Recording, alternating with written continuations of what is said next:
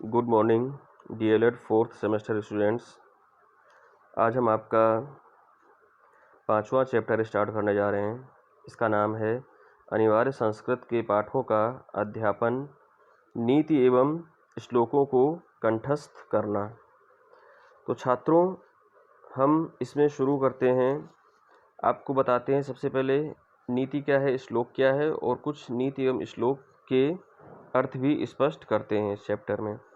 तो सबसे पहले हम बताते हैं आपको श्लोक क्या है।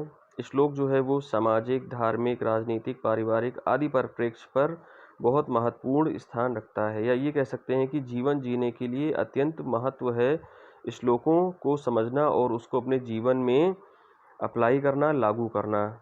श्लोकों के अर्थ को समझते हुए उसके अनुसार यदि जीवन जिया जाए तो जीवन अत्यंत सुगम और सरल हो जाता है। तो इस प्रकार से श्लोक का महत्व है।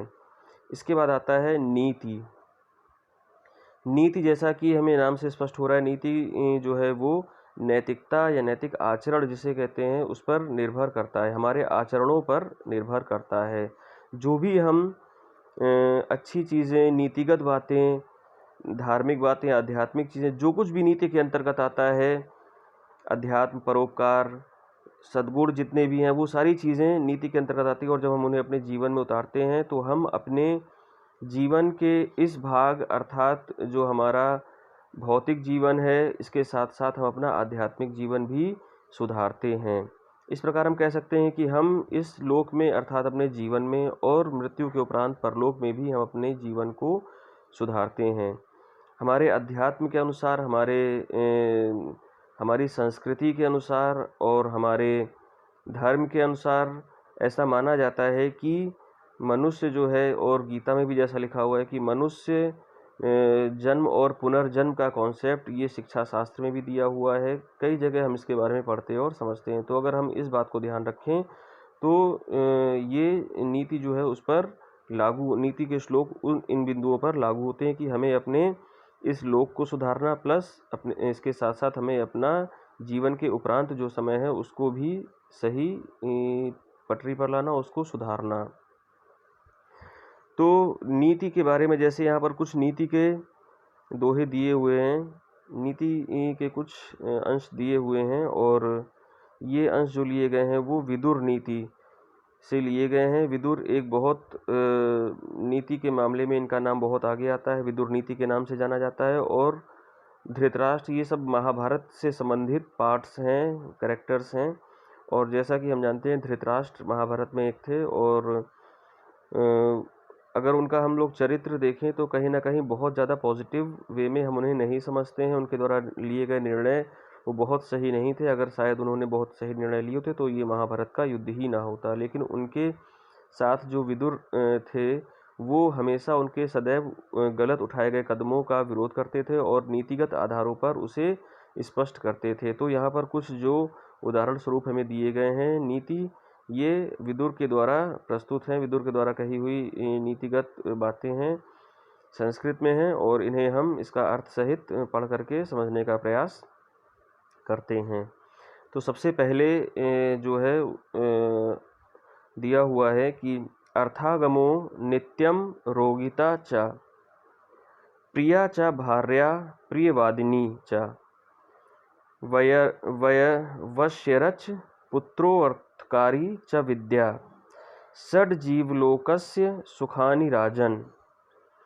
तो यहाँ पर विदुर जो है वो धृतराष्ट्र को संबोधित करते हुए कहते हैं कि अर्थागमो नित्यम रोगिता च, कि हे राजन, धन का आना, अर्थागमो धन का आना, नित्यम रोगिता च, और नित्य सदैव निरोगी होना। अर्थागमो नित्यम रोगिता च, अर्थ का अर्थात धन का आना, नित्यम रोगिता च, और सदैव निरोगी होना। प्रिया च भार्या प्रियवादिनी च, प्रिया या भार्या अर्थात पत्नी या कोई भी अपना जो प्रिय लगता है, प्रियवादिनी हो, अर्थात वो प्रिय बोलने वाला हो, अर्थात मीठा बोलने वाला हो। प्रिया च भार्या, कोई अपना अथवा पत्नी मीठा या प्रिय बोलने वाला हो। वश्यरच पुत्रो अर्थकारी च विद्या, पुत्र धन कमाने वाला हो, आज्ञाकारी हो और विद्यावान हो। वश्यरच पुत्रो अर्थकारी च विद्या। पुत्र धन कमाने वाला हो, आज्ञाकारी हो और विद्यावान हो। षड जीव लोकस्य सुखानि राजन।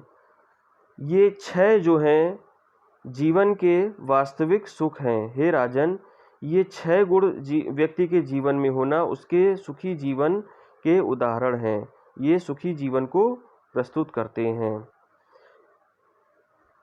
इसके आगे अगला, पूर्वे वयसि तद कुर्यात् येन वृद्धा सुखम वसेत, यावत् जीवेन तद कुर्यात् येन प्रेत्य सुखम वसेत। पूर्वे वयसि तद कुर्यात् येन वृद्धा सुखम वसेत। विदुर धृतराष्ट्र को संबोधित करते हुए कहते हैं कि हे राजन, पूर्वे वयसि तद कुर्यात्, हे राजन, वृद्धावस्था आने से पहले अर्थात अपने युवावस्था में या अपने जवानी के समय में, हे राजन, वृद्धावस्था आने से पूर्व अर्थात अपने युवावस्था के समय या जवानी के समय जो व्यक्ति सद्कर्म करता है, येन वृद्धा सुखम वसेत, वो व्यक्ति वृद्धावस्था आने पर, वृद्ध होने पर सुखम वसेत, सुख को प्राप्त करता है, उसके जीवन में सुख आता है। अर्थात हे राजन, जो व्यक्ति वृद्धावस्था आने से पूर्व अर्थात अपनी युवावस्था में यदि वो सही कर्म करता है, अच्छे कर्म करता है, तो उन कर्मों के फलस्वरूप वो अपनी बुढ़ापा में, अपनी वृद्धावस्था में सुख को प्राप्त करता है। यावत् जीवेन तद कुर्यात् येन प्रेत्य सुखम वसेत। इसी प्रकार से हे राजन, यदि कोई व्यक्ति अपने जीवन में सद्कर्म करता है, अच्छे कर्म करता है, तो वो अपने जीवन के इस भाग अर्थात अपने जीवन के साथ साथ अपने मृत्यु के बाद वाले समय में भी सुख को प्राप्त करता है, अर्थात अपने परलोक को भी सुधारता है। इसको एक बार फिर से देखते हैं। हे राजन,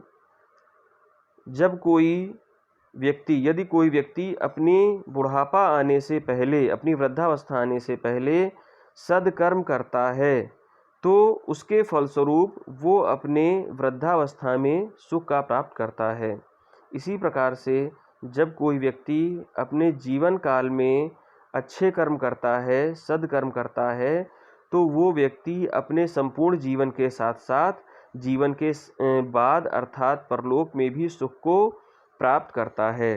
तो छात्रों, आज की कक्षा को हम यहीं पर समाप्त करते हैं और इसी के आगे हम इसी टॉपिक में मिलेंगे। धन्यवाद।